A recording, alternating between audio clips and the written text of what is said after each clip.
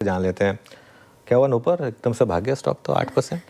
बिल्कुल sir, management की commentary actually जो आई ना वो काफ़ी पॉजिटिव है। सुबह से लगातार सीएनबीसी आवाज़ पे हमने आपको बताया भी है कि आज एक अच्छा मोमेंटम यहाँ पे देखने को मिलेगा। रिपोर्टेड नंबर्स अगर देखें तो आय में 2% की बढ़त आती हुई दिखी थी। 10,510 करोड़ के आसपास कंपनी का रेवेन्यू रहा है। Q4 में कामकाजी लेवल पे मुनाफा देखे तो हल्की कमजोरी थी, 8% की कमजोरी थी, लेकिन अनुमान मुताबिक ही यहाँ पर कामकाजी लेवल पे मुनाफा आया है।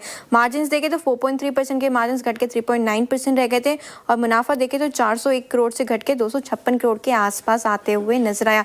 लेकिन बाजार को पसंद आया मैनेजमेंट की कमेंट्री। सबकी नजरें वीवो जेवी पर ही अटकी हुई है और पिछले कई दिनों से ये बाजार मान के चल रहा था कि शायद कुछ दिक्कत इस जेवी में हो रही है जिसकी वजह से मंजूरी नहीं मिल पा रही है। लेकिन आज मैनेजमेंट ने बिल्कुल क्लियर इस पर भरोसा जताया कि ये जो जेवी ये जल्द कंपनी को मिलती हुई दिखेगी। FY27 में स्मार्टफोन के वॉल्यूम्स 3.2 करोड़ यूनिट के आसपास रहने का अनुमान है। स्मार्टफोन के प्राइजेस में भी 12 से 15% की बढ़ोतरी देखने की उम्मीद है और ये जो वीवो की जेवी की मंजूरी जब मिलेगी उसके बाद 2 से 2.25 करोड़ यूनिट का बड़ा योगदान कंपनी के फाइनेंशियल्स में ये देती हुई नजर आएगी।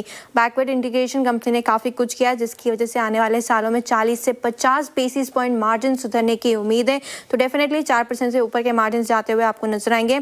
कंपनी ने जो केपेक्स किया है उस पर भी फंडिंग को लेकर पूरा कॉन्फिडेंस बना हुआ है। एक्विजिशन को लेकर भी फंडिंग जो है वो इंटरनल अक्रूवल से ही आती हुई दिखेगी।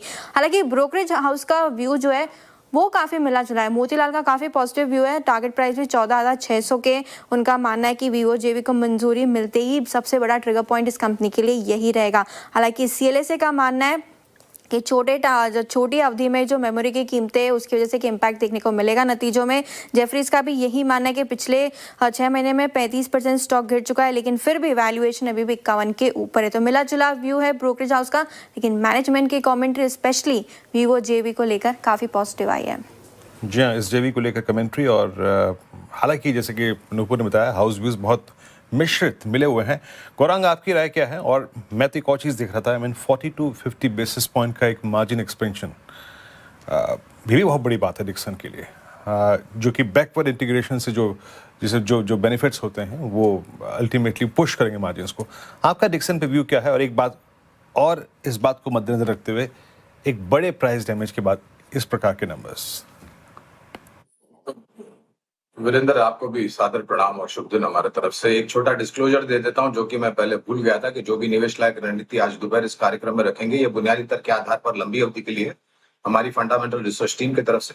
इसमें हमारी कंपनी जोजोज अथवा मेरा किसी भी प्रकार का व्यक्तिगत निवेश नहीं है, ना ही किसी प्रकार का वित्तीय लाभ मिलता है, ना ही किसी प्रकार का हितों का टकराव। लेकिन इसी स्तर पर राय हमारे क्लाइंट्स को देते हैं, संभव है कि उनका निवेश हो।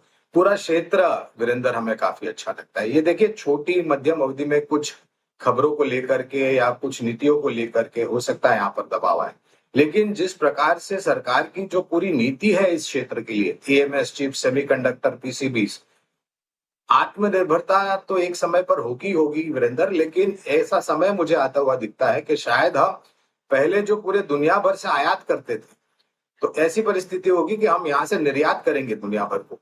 अब जो जिस तरह की कैपेसिटी सरकार की तरफ से सुनने में आ रही है और जिस प्रकार से मैनेजमेंट की टिप्पणियों ने, क्षेत्र काफी अच्छा लगता है। डिक्सन टेक्नोलॉजीज एक सक्षम और मजबूत कंपनी है इस क्षेत्र की।